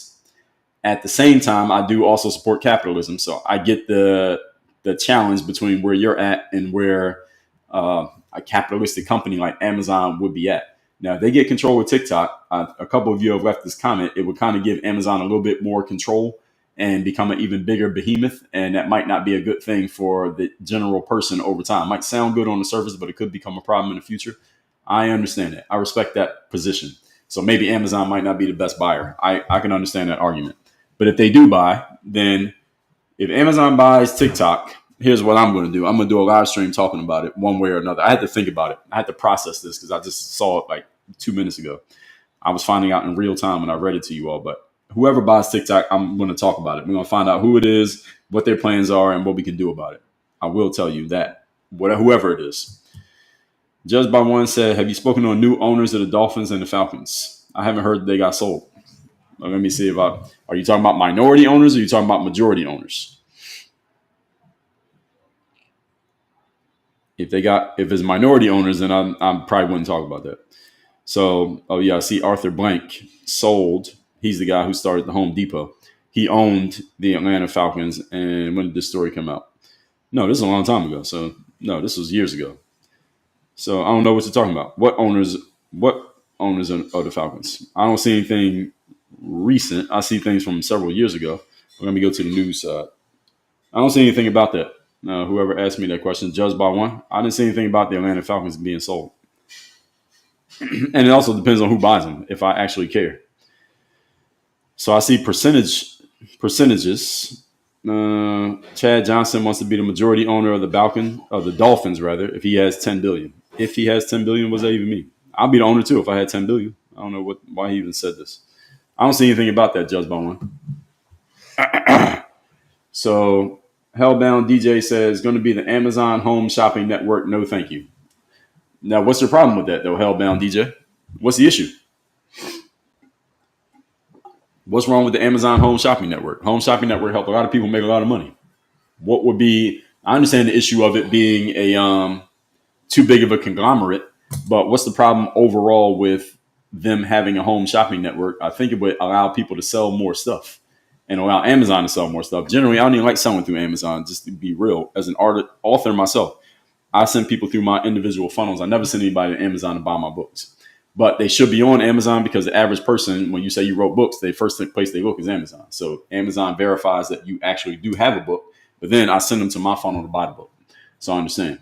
Greg said, I'm against Amazon owning more avenues for sales because it could be a monopoly. Okay, yeah. Several of you have said that same thing. So I understand that. The more I'm thinking about it, I get that. Doesn't mean it won't happen, though. So what I would say to everybody is that while I get your argument, there's a chance that they might actually get it. They might get it anyway. So then if they do get it, what you going to do? That's what all of you should think about, because what you should not do, and this is what I see a lot of people doing, especially on the political left, is that when something happens that they don't want to happen, and I understand why they don't want it to happen, but then when it happens, all they do is bitch about it, and then nobody actually comes up with, okay, what are we going to do now? Now that happened. I didn't want it to happen. It happened. Now what? Now we got to figure out the now what. So if Amazon does buy TikTok, now what? And if that Amazon buys, I promise you all, I will do a live stream talking about it, and I will tell you what to do. Or I'll give you some suggestions. Actually, I'm not going to tell you what to do. I'm going to give you some suggestions. Dr. J says, someone's going to buy too much money to gain and influence. Yeah, well, somebody has to buy because the White House has demanded that TikTok sell their company. So, again, it depends on if this is a real deadline or not. So we'll see. Chero says, if Amazon buys TikTok, there will be no more TikTok shop affiliates. Well, I don't even know how that works. TikTok sends me emails literally every day telling me that I should sell my stuff on TikTok, and I don't do it. It's the same way I don't like selling on Amazon. I don't want to sell on TikTok. So I ignore those emails. I see them, though, but I ignore them. John P. said, you know who I am? We worked on your book. Oh, yeah, I remember you. So, yeah, my question to you and everybody else is, again, if Amazon buys, what are you going to do? Hellbound said, I think TikTok was more entertaining. Then what? High Class said, price control and monopoly capitalism is great. Long-term, bad idea. Well, I think long-term is a good idea. It just depends on what side of the equation you end up on.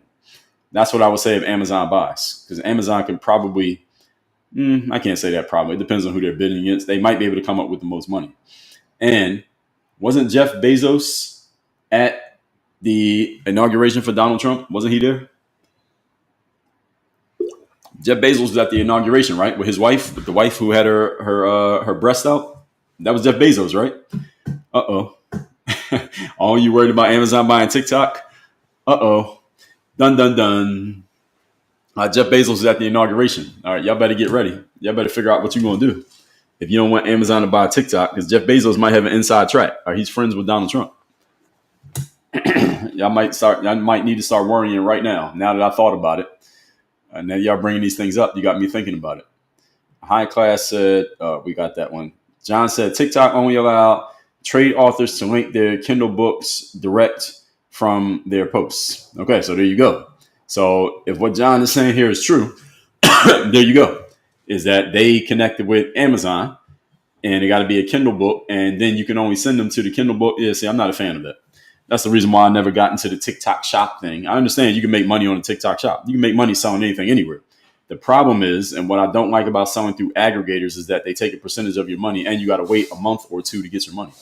I don't like waiting for my fucking money. If I make a sale today, I want my money today. So that's why I send people directly to my funnels. I offer you a better deal on my funnels, and you can buy more than one of my products. And I got a bunch of books. You buy them through my funnels. But if you go through Amazon or TikTok, they get to hold your money. They get to take their cut, and then they give you what's left. So I'm not a fan of that setup. I don't like going through filters of people to get access to my money. So that's why I don't sell on TikTok and I don't sell on Amazon. I do sell on Amazon, but I don't. I do, but I don't. Let's see. If Amazon buys TikTok, Chero says there will be no more. Oh yeah, I answered that one. I've responded to that one already. High Class said, they get it. I'm gonna take advantage of the shipping and start selling from my business. Okay, that would be a good idea. Smart Shield said, really, what can you do? Oh, there's always something you can do. Smart Shield, there's always something you can do. So let's see if Amazon buys. If Amazon buys, then I will do a live on here for 2 hours, and I will tell you all exactly what you could do. Now, what you actually do is a different story, but I'll tell you what you could do. Greg Graham said, over time, Amazon and Walmart will continue to remove their competition. They create an in-home brand. Oh, yes, they do. Amazon got a bunch of in-home brands, and they take their competition out. They do it already. Walmart, I'm assuming, probably does the same thing. I don't shop at Walmart, but I do shop Amazon. And there's a PBS Frontline documentary talking about Walmart and exactly what you just said there, Greg, how they take their competition out and they start squeezing their suppliers to lower prices and basically puts them out of business if they don't lower their prices to the point that they make no profit. Not Walmart, but their suppliers. PBS Frontline has a bunch of really good documentaries on YouTube. Any of y'all don't know. If you go on YouTube, look up PBS Frontline. They got a bunch of documentaries there, usually about an hour to an hour and a half long, about all different types of topics. Is very informative. Now, is everyone completely accurate? I'm not quite sure, but it is informative. You can learn a lot about what other people are learning if you watch those documentaries. I'll listen to one of them like not every day, but I try to get through a couple of them a week. And the good thing is, for the most part, you can just listen. You don't have to look. You can just listen to it. John P. said they will only allow certain books are visible. Indie authors will be buried in the algorithm. Oh, that's a fact. Absolutely. So any of you who write books, if you're an independent author, this is what I tell independent authors all the time, John, and I'm assuming you probably tell them this too, is that you got to build your own platform. You got to build your own audience. Because if you go through an aggregator, I'm not a fan of aggregators of pretty much anything. I don't like selling my stuff through any type of aggregator because what I just told you. Number one is that they collect the money. I don't want anyone else collecting money from my customers. I want my customers giving their money directly to me. Number two, I don't like waiting for my money because they make you wait until you get your money, 30 or 60 days. Number three, I don't like somebody else taking their cut of my money before I get it. This is the reason why I'm an entrepreneur and W-2 employees. The government takes their cut before you get your money. I'm not a fan of that. And what other reason? It's probably other reasons I'm not thinking of right now, but I'm not a fan of aggregators in any form. I don't even like social media because they're aggregators too. I mean, each one of these apps is aggregating all of you, and I got to go through them to get access to you. I prefer to not have to do that. I'd rather just have my own platform and I'll just talk directly to you with no middleman. I don't like middlemen. I don't like any type of middleman in any aspect of life. I like to go direct to consumer. Greg said, remove their competitors from the shelves. Oh, yes, they absolutely do that. They're already doing that. Hellbound said, if it becomes nothing but ads, I joined TikTok as an information and entertainment platform. Well, they're going to have ads, but TikTok's already making money, I'm assuming. I'm assuming TikTok's already making money. So all Amazon has to do is just integrate their own stuff. It's like they bought Whole Foods. Whole Foods is already making money. They just figured out a way to insert themselves and actually make it even more convenient. I think Amazon buying Whole Foods made it more convenient. At the same time, Amazon's going to eventually start pushing some of those suppliers off the shelves with their own stuff. That's absolutely going to happen if it's not happening already. Yeah, that was Bezos, right? Yeah, that was Bezos at the inauguration with his wife with the breast out. Yeah, so, Again, all y'all worried about Amazon buying TikTok. All right, Charles said, Amazon buy TikTok or TikTok just go away. Well, I don't think the government's going to let TikTok go away simply because so many people's business are based on TikTok. And I think the government does care about that. And both conservatives and liberals do their business on TikTok. My business is not based on TikTok. If TikTok bans me, as they have warned they're about to do, if I get one more strike, I'm okay. I'm still going to do my thing. But there are some people whose whole business is based on TikTok. I do not suggest anybody do this. Do not build your whole business on a social media platform ever, because they can pull the rug out from under you anytime they feel like it. Same way you shouldn't build your whole business in Walmart or Amazon. But if you have done that, you need to start figuring out how the hell to get out of there, because they will start controlling you. You never want your whole business based on something you don't control. In social media, you do not control. I say that to every influencer. I've been telling influencers this for 10 years, and a bunch of them still don't listen. There's a bunch of influencers coming in the game and the reason why this works is because I should do a whole live on this. Should I do a whole live on this? I talked about this before, but a lot of you probably never heard me talk about it. So put yes in the comments if I should do a whole live stream explaining why you should be very careful as an influencer building your business on a social media platform. Now, The problem with me doing this as a live stream, ladies and gentlemen, is that I would have to get on a social media platform and trash social media platforms. So they might not let this one get seen by too many people. But if y'all want me to do it, I will absolutely do it.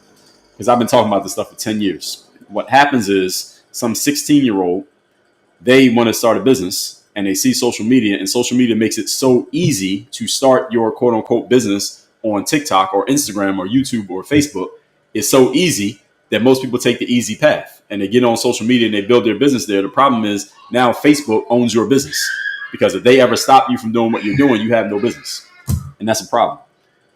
Now, if you use Facebook, that's a different thing. I'm on Facebook, but I use Facebook. Facebook does not own my business. They can't stop me from doing what I'm doing. They can't stop me from accessing my customers. But if all my customers are on my Facebook page and Facebook decides they don't like me anymore, now what the hell am I going to do? I have no business.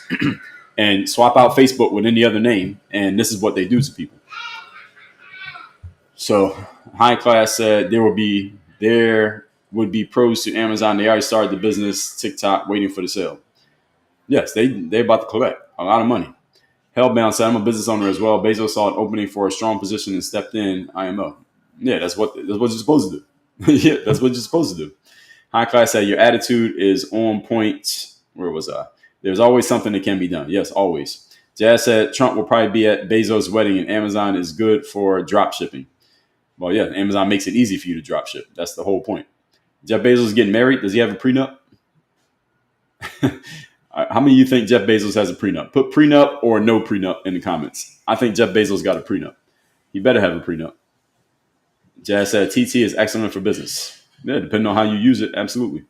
Buying Whole Foods made their grocery mess easier because the company bought the logistics already. Yeah, exactly. Yes, they already had the logistics to do it. They bought the process, not the company. Fair enough. Fair enough. Fizz for Finisher says, how did get a successful running business? Are you talking? Do you mean to say you? Well, you got to get a business education. That's the first thing I would say. Get an entrepreneurial education.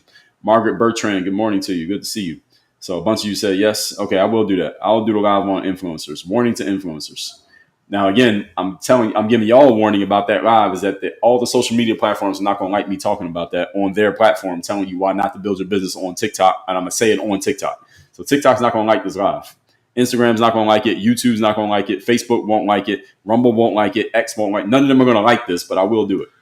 All right. To the detriment of my reach and engagement, I will do that live. All right. So I'm already telling y'all up front what I'm paying to do that live. All right. So y'all think live streaming is free. It is not free. Judge by One said they want to ban you for freedom of speech, but won't arrest the crooks who gave billions away. Yeah, well, they're not the cops. Social media is not the cops. James said TikTok is restricting you because you share your experience and opinions. Not surprising. Well, it's their platform, James. I get what you're saying, but it's their platform. You get on someone else's platform, they do what they want to do. So you can't be mad at them. I mean, it's their land. So if I don't want to go by TikTok's rules, I could just stop using TikTok. I don't have to use TikTok, but I choose to because it gives me access to a lot of people who otherwise wouldn't know me. So the trade-off of that access is that I got to follow their rules. That's just how it goes. It's like if you got a job. You might not like the rules of the job, but you want that check, so you got to follow the rules. High Class says social media should be a form of advertising, nothing else. Well, that's what it is, depending on how you use it. It depends on the user and what they're doing with it. I use social media for marketing. So what I'm doing right now is marketing.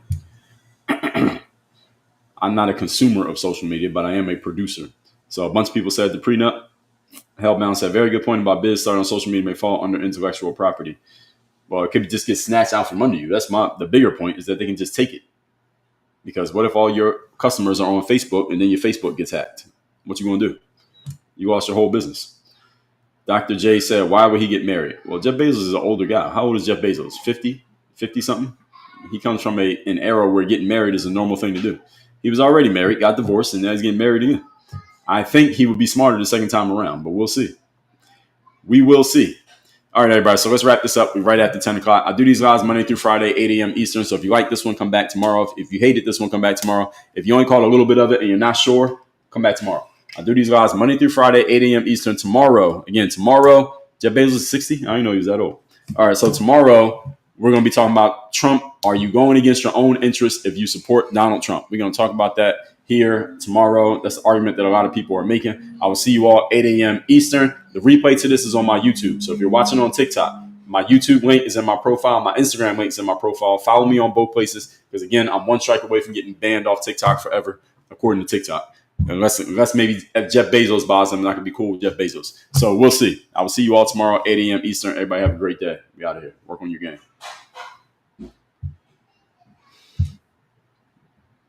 O-Dog said, a lot of red pill dudes offer solutions that are bad for societies. Feminism is a problem, but overcorrectors are problematic as well. Yeah, I talked about that a little bit yesterday. A lot yesterday. We need Elon to bring back Vine. He might at some point. All right, I'll see y'all tomorrow.